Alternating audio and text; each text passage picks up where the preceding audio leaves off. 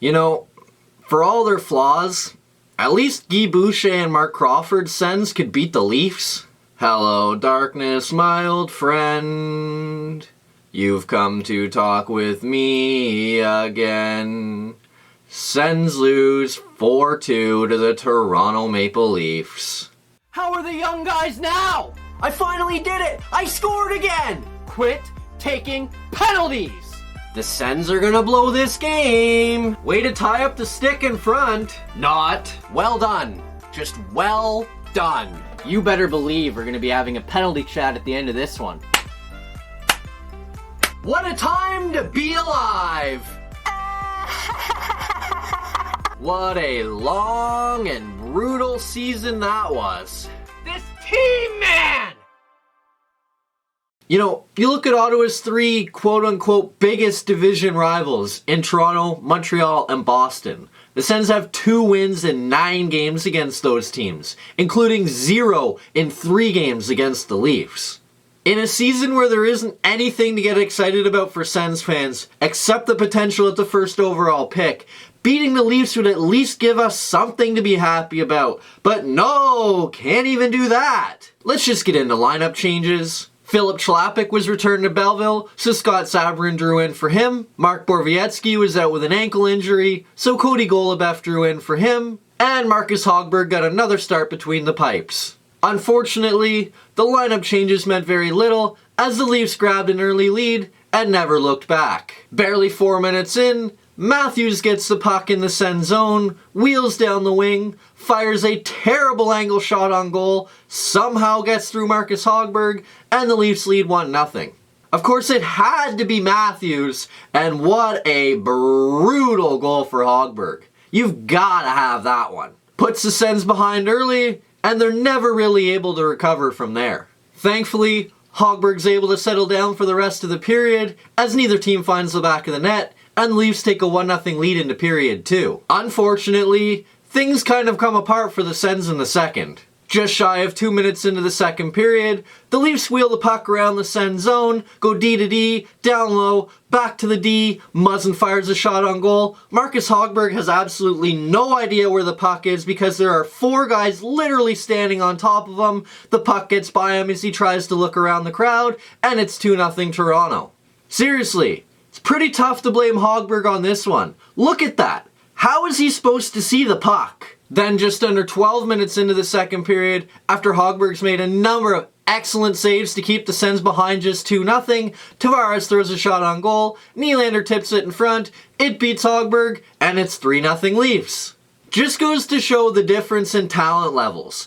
Ottawa can't get the puck out, and it immediately ends up in the back of their net. And surprisingly, despite not playing poorly at all, Marcus Hogberg got the hook after that third goal. Fortunately, it's not all bad for the Sens, and late in the period, they finally get on the board.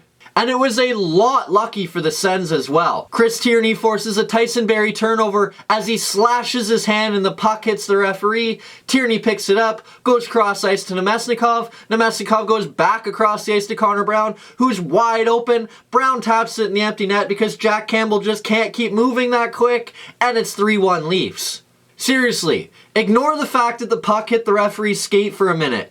How Chris Tierney wasn't penalized for slashing Tyson Barrie right on the hands is beyond me. But the Sens get a goal out of it and head to the third period down just 3-1. The Sens then spend the first half of the third period barely hanging on as Craig Anderson makes a number of miraculous saves to keep the Sens in it, and just before the period's midway mark, the Sens work the puck around the Leaf zone, puck finds its way into Cody Golubev's stick, he fires a shot on goal, somehow gets through everybody including Jack Campbell, and it's 3-2 Leafs. So after being badly outplayed for a large majority of the first half of the third period, the Sens find a goal and are right in this hockey game. And a special credit to Cody Golubeff as well. That was his first NHL goal since 2015. Nearly 5 years.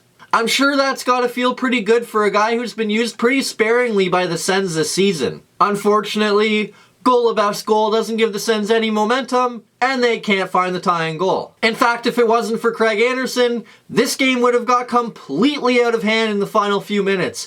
Anderson makes an unbelievable glove save on a Hyman breakaway, and then makes a terrific stick save on a Dermott shot. And then, with the Sens trailing by a goal in the final few minutes, they pull their goalie, and the Leafs get a free goal. Marner gets the puck in his own zone, flicks it over everybody, rolls down the ice, into the empty net, and the Leafs have a 4-2 lead. It's a good thing they gave up that free goal. Thankfully, they don't give up any more free goals, and the Leafs skate away with a 4-2 win. The Sens have one more game with the Leafs this season, and it's in Ottawa. They sure as heck better win that game. Let's just get into good news, bad news. The Sens found themselves down 3-0 to a desperate hockey team who badly needed the points and had a chance to move 4 points ahead of Florida for the final playoff spot in the East. So what do the Sens do? They battle back, make a game of it, and almost tie the game. And that is the good news. The Sens easily could have rolled over and died in this hockey game, but they stuck with it, kept battling, and almost tied the game. I know almost only counts in horseshoes and hand grenades,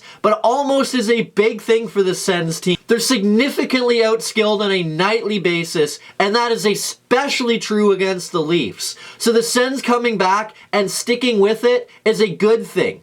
When Ottawa starts to get more skill and more talent, it will be easier for them to come back. And showing that they're able and willing to do it now will only be better in the future when they can actually complete the feat. The Sens did an excellent job of at least sticking with it last night, and that is the good news.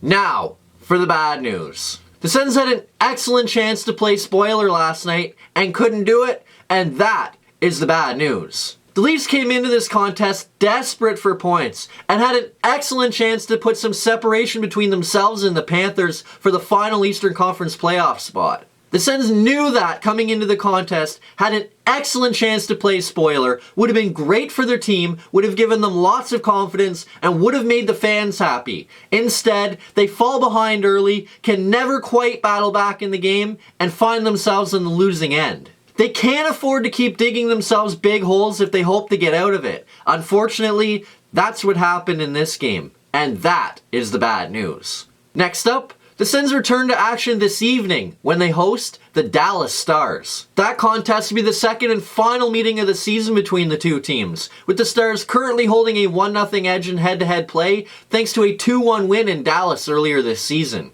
And so far over the course of the full season, yeah, it hasn't been close there either, as Dallas is 6th in the league, while the Sens are 29th. And of late, yeah, the Stars have been pretty good, as they've won 4 straight and have points in 6 of 7. On the flip side, the Sens have just 3 wins in the last 2 months. On the bright side, both teams had to play last night. Ottawa didn't have to go anywhere, while Dallas had to travel from Montreal to Ottawa after coming back from 3-0 down and winning the game in overtime. So at least Dallas won't be any more rested than Ottawa will. Let's just hope it doesn't get ugly. That's it for this video. Hit like if you liked it, subscribe to the channel if you haven't already, share it with anybody you know, and today's question is, given how much Colin White has struggled so far this season, do you think it's time they send him back to Belleville, let him get his confidence back, and maybe bring him back up next year? Let me know what you think down below, and we'll see you later tonight when the Sens host the Dallas Stars.